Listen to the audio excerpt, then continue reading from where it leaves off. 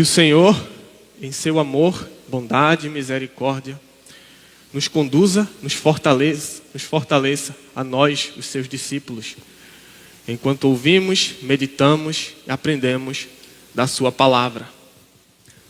Amém. Podem sentar. O que é felicidade para você? Perguntando aqui para você hoje, o que você entende que é ser feliz?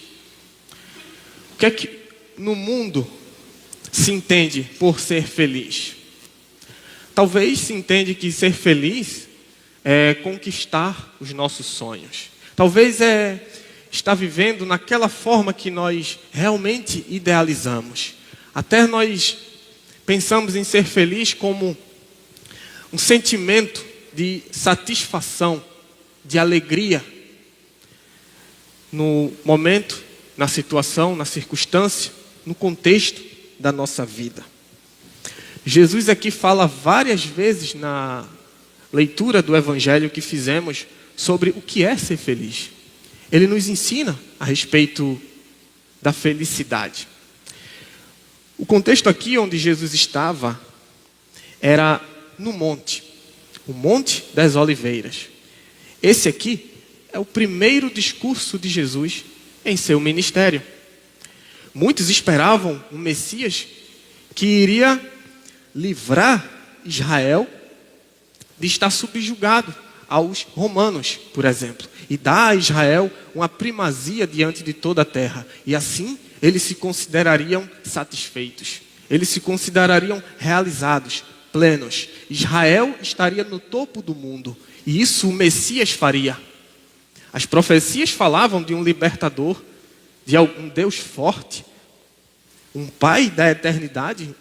As profecias falavam de um filho de Davi que reinaria com muita força e seria mais forte do que o César romano. Quem sabe para eles esse não era o grande objetivo, para trazer a felicidade do povo judeu, dos israelitas. Então Jesus se reúne com seus discípulos no monte, e em volta dele tem uma grande multidão. Quem é este homem? Será que realmente ele vai fazer a diferença entre nós? Será que ele realmente vai nos levar à nossa plenitude, cumprimento daquelas promessas, na forma que nós esperamos? Jesus está ali, sentado com seus discípulos em volta, e uma grande multidão aguardando o seu primeiro discurso. Ali estava iniciando o seu ministério. No capítulo anterior ele havia sido batizado por João Batista, que nós também lembramos em um dos domingos, fim de semana de Epifania. No final ainda do capítulo 3, logo nos versículos anteriores ao que lemos, Jesus cura na Galileia muitas pessoas. Jesus faz sinais, prodígios, maravilhas. Era de se esperar algo muito imponente daquele que havia se levantado recentemente em Israel. Então ali, imaginem que nós estamos no Monte das Oliveiras e Jesus fala para nós: felizes as pessoas que sabem que são espiritualmente pobres, pois o reino do céu é delas. Opa, como assim? Aqueles que sabem que são espiritualmente pobres, mas o Messias não vai trazer a grande riqueza sobre o mundo? Jesus aqui dá um contraste que mostra o que é a felicidade no reino de Deus. Essa é a primeira vez onde aparece aqui no texto essa palavra, felizes.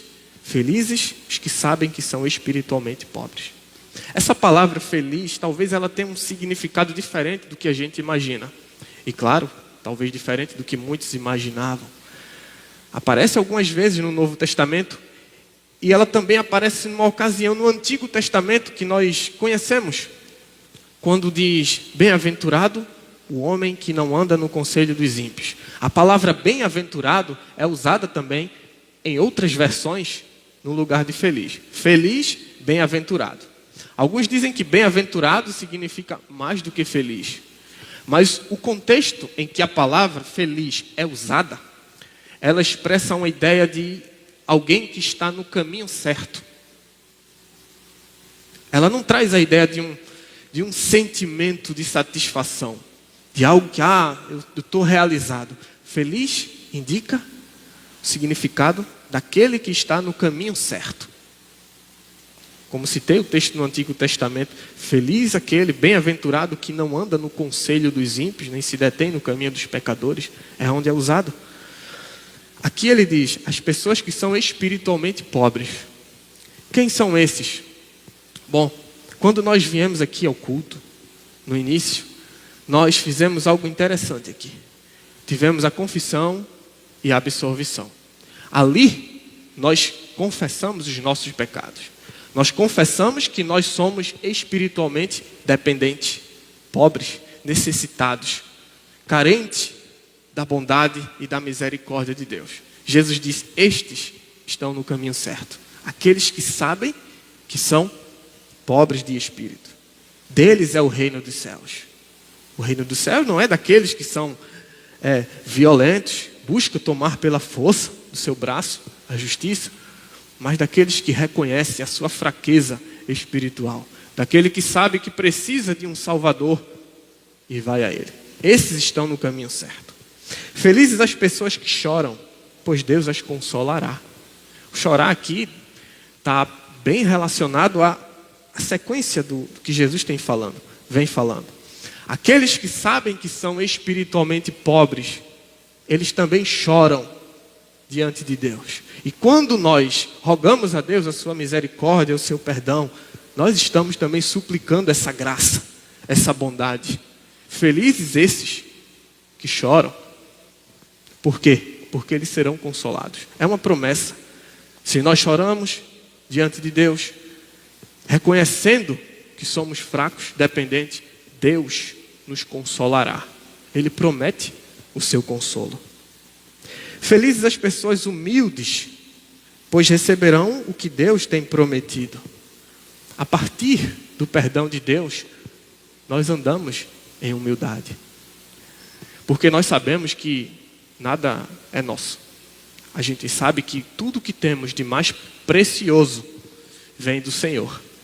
O perdão, a vida, a salvação.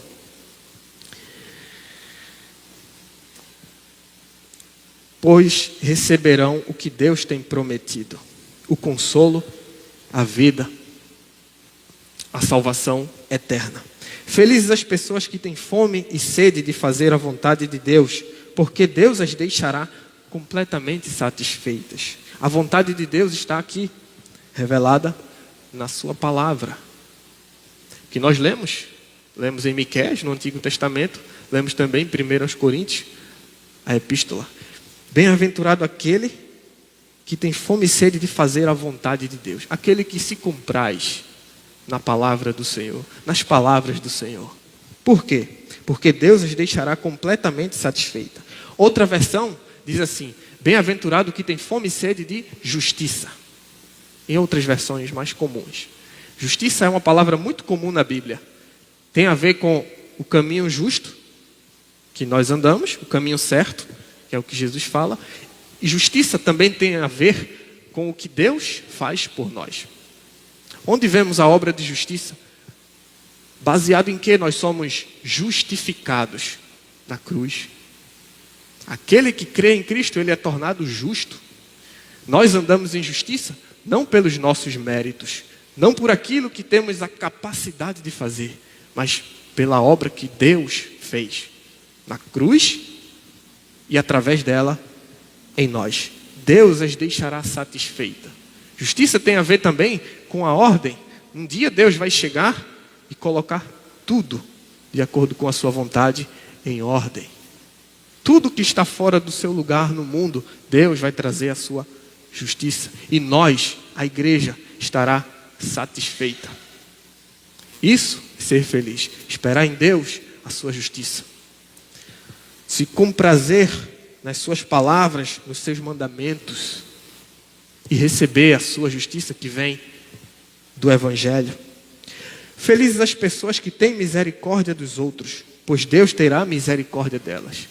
No Pai Nosso ele também diz, ele nos ensina, vamos orar mais à frente. Perdoa-nos as nossas dívidas, assim como perdoamos aos nossos devedores. Bem-aventurados, felizes os que têm misericórdia, pois Deus terá misericórdia delas. A maior misericórdia que Deus teve conosco foi na cruz. Aquele que sabe que foi perdoado, ele também atua, vive em misericórdia.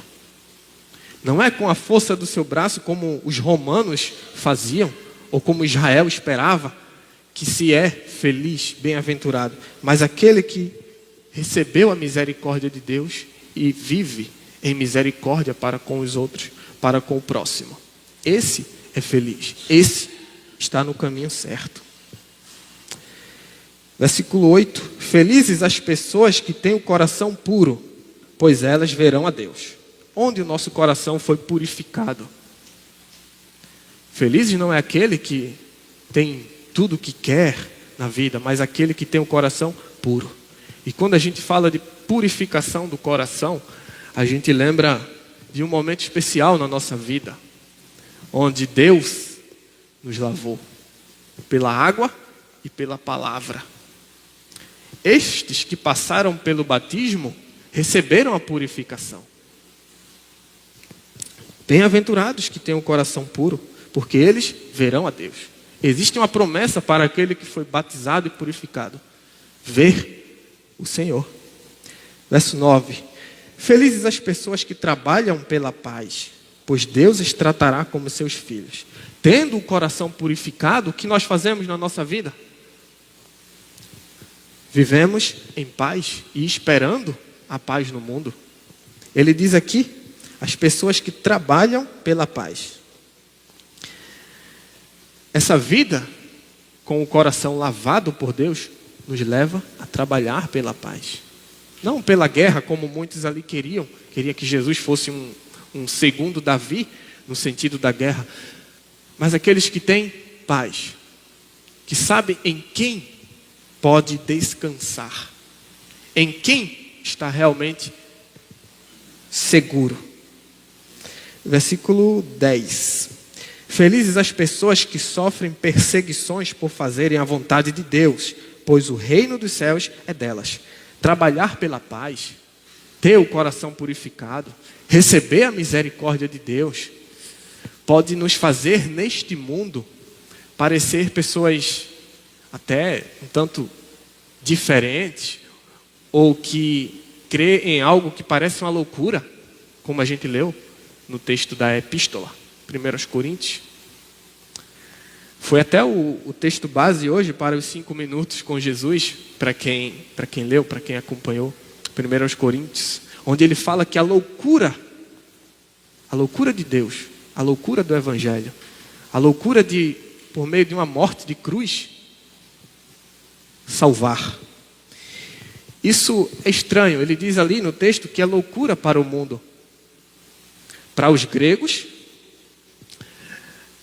é uma loucura. Para os judeus, é escândalo. Mas para nós que cremos, é o poder de Deus. É aquele famoso texto, né, que é um lema da reforma, Romanos 1:17. Porque a justiça de Deus se manifesta no Evangelho. O justo viverá pela fé. E Jesus foi perseguido. Por isso ele diz: felizes as pessoas que sofrem perseguições por fazerem a vontade de Deus.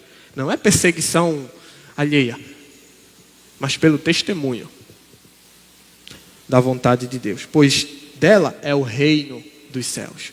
Não o reino da terra que muitos queriam, mas o reino dos céus.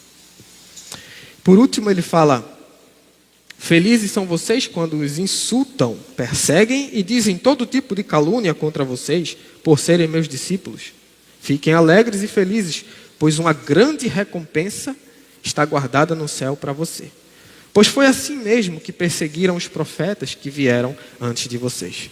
Por isso nós podemos estar alegres e felizes. Quando em algum momento da nossa vida, seja na escola, no trabalho, na rua, nós, de alguma forma, como Jesus diz, soframos algum tipo de perseguição.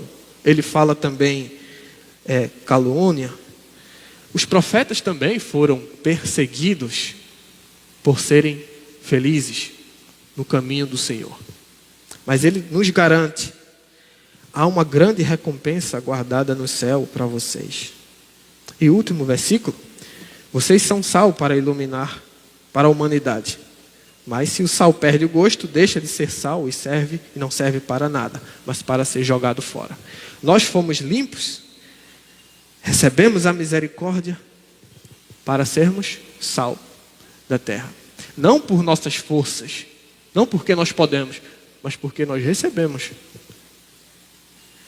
Nós temos a promessa do reino dos céus, do consolo de Deus, de receber o que Deus tem prometido, de ser plenamente satisfeito na vontade de Deus, de receber misericórdia, de ver a Deus, de ser tratado como filhos de Deus e de ter o reino dos céus. Tudo isso é o Evangelho. As bem-aventuranças, ser feliz, é uma obra que Deus faz por nós e nos conduzir por este caminho. Que a palavra de Deus seja aplicada em nosso coração, de forma que venhamos a nos aprazer em sua justiça, em